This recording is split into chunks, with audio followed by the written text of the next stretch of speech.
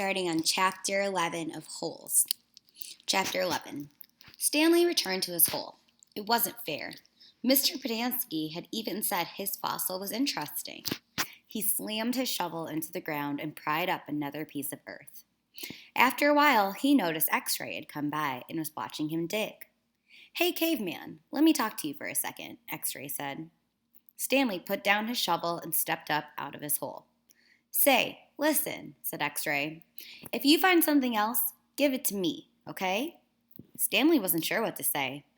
X-Ray was clearly the leader of the group, and Stanley didn't want to get on his bad side.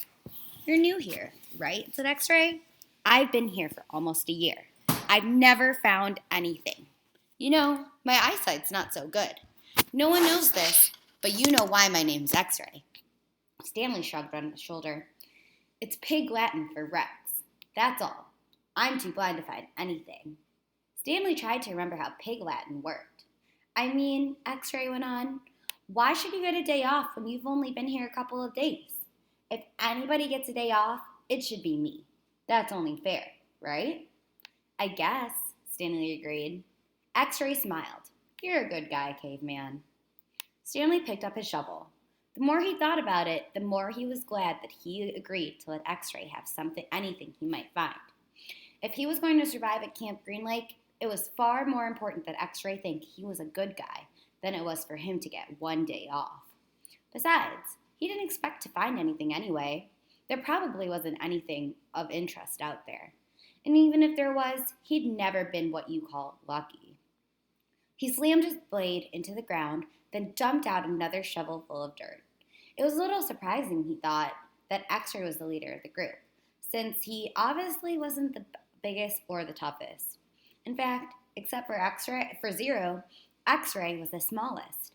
Armpit was the biggest. Zigzag may have been taller than Armpit, but that was only because of his neck. Yet, Armpit and all of the others seemed to be willing to do whatever X-Ray asked of them. As Stanley dug up another shovel full of dirt, it occurred to him that Armpit wasn't the biggest. He, the caveman, was bigger. He was glad they called him caveman. It meant they accepted him as a member of the group. He would have been glad even if they called him Barf Bag. It was really quite remarkable to him. At school, bullies like Derek Dunn used to pick on him. Yet Derek Dunn would be scared senseless by any of the boys here.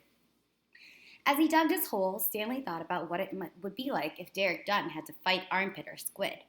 Derek wouldn't stand a chance. He imagined what it would be like if he became good friends with all of them. And then, for some reason, they all went with him to his school. And then Derek Dunn tried to steal his notebook. "Just what do you think you're doing?" asked Squid as he slams his hands into Derek Dunn's smug face.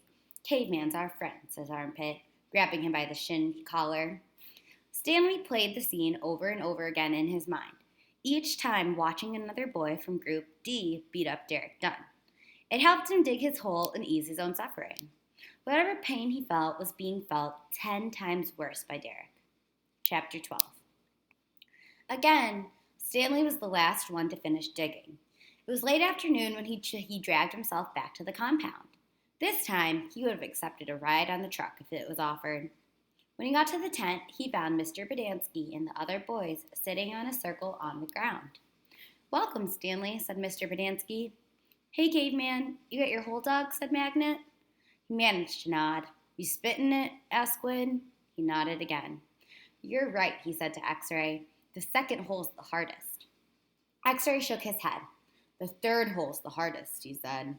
"Come join our circle," said Mr. Podansky. Stanley plopped down between Squid and Magnet. He needed to rest up before taking a shower. "We've been discussing what we want to do with our lives," said Mr. Podansky. "We're not going to be at Camp Green Lake forever. We need to prepare for the day we leave here and join the rest of society." "Hey, that's great, Mom," said Magnet. "They're going to finally let you out of here." The other boys laughed. "Okay, Jose," said Mr. Podansky. "What do you want to do with your life?" "I don't know," said Magnet.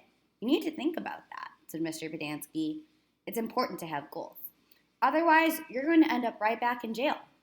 What do you like to do?" "I don't know," said Magnet. "You must like something," said Mr. Podansky. "I like animals," said Magnet. "Good," said Mr. Podansky. Does anyone know of any jobs that involve animals? Veterinarian, said Armpit. That's right, said Mr. Pedanski. He could work in a zoo, said Zigzag. He belongs in a zoo, said Squid.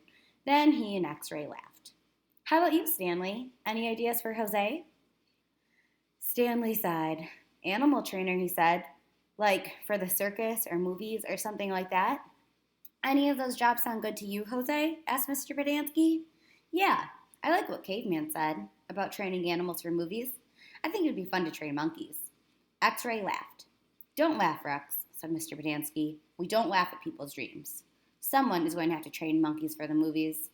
Who are you kidding, Mums? Asked X-Ray. Magnet's never going to be a monkey trainer. You don't know that, said Mr. Pedanski. I'm not saying it's going to be easy. Nothing in life is easy. But that's no reason to give up. You'll be surprised what you can accomplish if you set your mind to it. After all, you only have one life, so you should try to make the most of it. Stanley tried to figure out what he'd say if Mr. Pedanski asked him what he wanted to do with his life. He used to think he wanted to work for the FBI, but this didn't seem like the appropriate place to mention that. So far, you've all done a pretty good job at messing up your lives, said Mr. Pedanski. I know you think you're cool, he looked at Stanley. So, you're Caveman now, huh? You like digging holes, Caveman? Stanley didn't know what to say. Well, let me tell you something, Caveman. You are here on account of one person. If it wasn't for that person, you wouldn't be digging holes in the hot sun. You know who that person is? My no-good, dirty, rotten, pig-stealing great-great-grandfather? The other boys howled with laughter. Even Zero smiled. It was the first time Stanley had ever seen Zero smile. He usually had such an angry expression on his face. Now he had such a huge smile, it almost seemed too big for his face, like the smile of a jack-o'-lantern. No, said Mr. Pedanski. That person is you, Stanley. You're the reason you are here. You're responsible for yourself. You messed up your life, and it's up to you to fix it. No one else here is going to do it for you, or for any of you. Mr. Pedanski looked from one boy to another. You're all special in your own way, he said. You all have got something to offer. You have to think about what you want to do, then do it. Even you, Zero, you're not completely worthless. The smile was now gone from Zero's face. What do you want to do with your life? Mr. Pedanski asked him. Zero's mouth was shut tight. As he glared at Mr. Pedanski, his dark eyes seemed to expand. What about it, Zero? Asked Mr. Pedanski. What do you like to do? I like to dig holes. Chapter 13.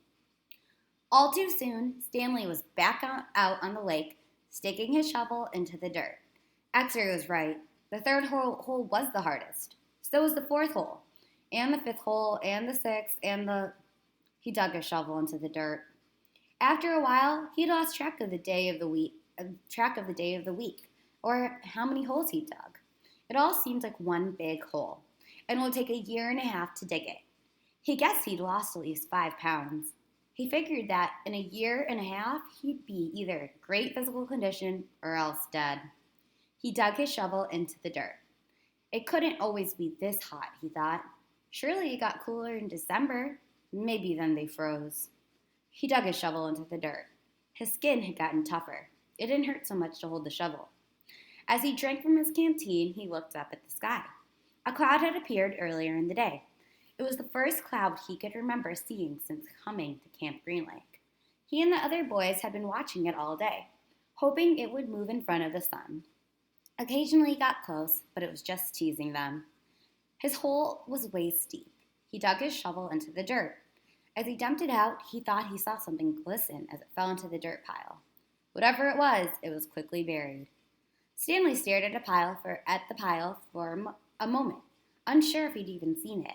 Even if it was something, what good would it do him? He promised to give anything he found to X-Ray. It didn't seem worth the effort to climb out of his hole to check it. He glanced up at the cloud, which was close enough to the sun that he had to squint to look at it. He dug his shovel back into the earth, scooped out some dirt, and lifted it over his dirt pile. But instead of dumping it there, he tossed it off to the side. His curiosity had gotten the better of him. He climbed up out of his hole and sifted his fingers through the pile. He felt something hard and metallic. He pulled it out. It was a gold tube, about as long and wide as a second finger, as a second finger on his right hand. The tube was open at one end and closed at the other. He used a few drops of his precious water to clean it. There seemed to be some kind of design on the flat closed end. He poured a few more drops of water on it and rubbed it on the inside of his pants pocket. He looked again at the design engraved into the flat bottom of the tube. He could see an outline of a heart with the letters KB etched inside it. He tried to figure out some way that he wouldn't have to give it to X-Ray. He could just keep it, but that wouldn't do him any good. He wanted a day off. He looked at the large piles of dirt near where X-Ray was digging. X-Ray was probably almost finished for the day. Getting the rest of the day off would hardly do him any good. X-Ray would first have to show the tube to Mr. Sir or Mr. Pedanski, who would then have to show it to the warden. By then, X-Ray might be done anyway. Stanley wondered about trying to secretly take the tube directly to the warden. He could explain the situation to the warden, and the warden might make an excuse for giving him the day off, so X-Ray wouldn't suspect. He looked across the lake towards the cabin under the 2 oak trees. The place scared him. He'd been at Camp Green Lake for almost 2 weeks, and he still hadn't seen the warden. That was just as well. If he could go his entire year and a half without seeing the warden, that would be fine with him. Besides, he didn't know if the warden would find the tube interesting. He looked at it again. It looked familiar. He thought he'd seen something like it somewhere before, but couldn't quite place it.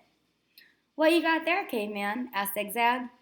Stanley's large hand closed around the tube. "Nothing, just, it was useless." "I think I may have found something." "Another fossil?" "No, I'm not sure what it is." "Let me see," said Zigzag. Instead of showing it to Zigzag, Stanley brought it to X-Ray. Zigzag followed. X-Ray looked at the tube, then rubbed his dirty glasses on his dirty shirt and looked at the tube again. One by one, the other boys dropped their shovels and came to look. "It looks like an old shotgun shell," said Squid. "Yeah, that's probably what it is," said Stanley. He decided not to mention the engraved design. Maybe nobody would notice it.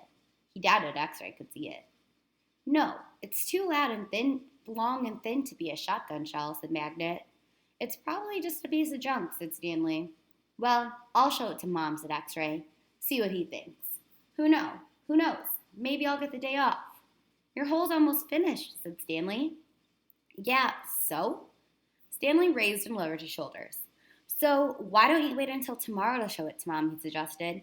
"You can pretend you found it first thing in the morning. Then you can get the whole day off, instead of just an hour or so this afternoon." X-Ray smiled. "Good thinking, caveman." He dropped the tube into his large pocket on the right leg of his dirty orange pants. Stanley returned to his hole. When the water truck came, Stanley started to take his place at the end of the line, but X-Ray told him to get behind Magnet in front of Zero. Stanley moved up one place in line. That's the end, chapter 13.